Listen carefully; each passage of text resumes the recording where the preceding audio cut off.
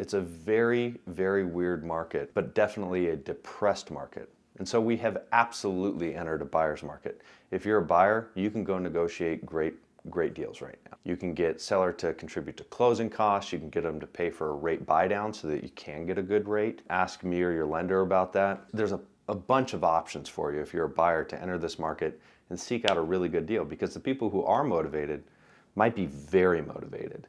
And so you could see someone who, real price is here, the price you could negotiate in this market is here, but the price that you could potentially negotiate on someone who's really motivated is here.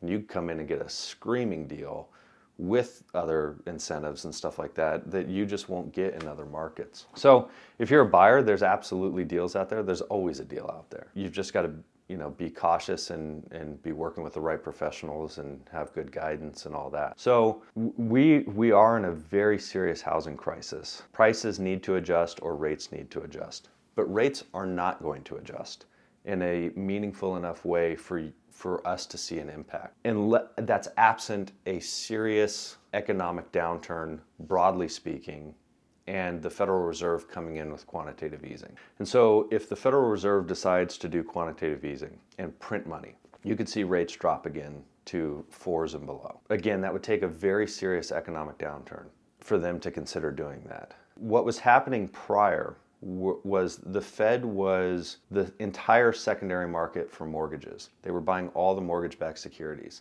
And they were participating in the bond purchasing market. Their portfolio was huge. They added so much to their books.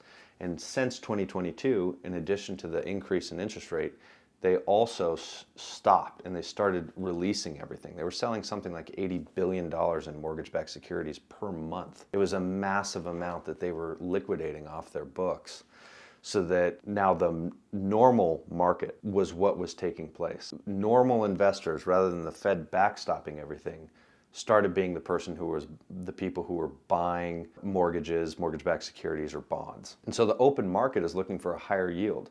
They want a higher return on their investment. What the Fed and their quantitative easing had done, they had pushed rates and that market incredibly low, and the normal market doesn't want a rate of return that low. They want a rate of return at the best possible rate that they can achieve given that product. So now that we're in an open market where the buyers who are buying the bonds or the mortgage-backed securities are saying, I don't want a rate that low, even if the Federal Reserve drops their rate, it doesn't necessarily impact the bond market. In fact, it could have a negative consequence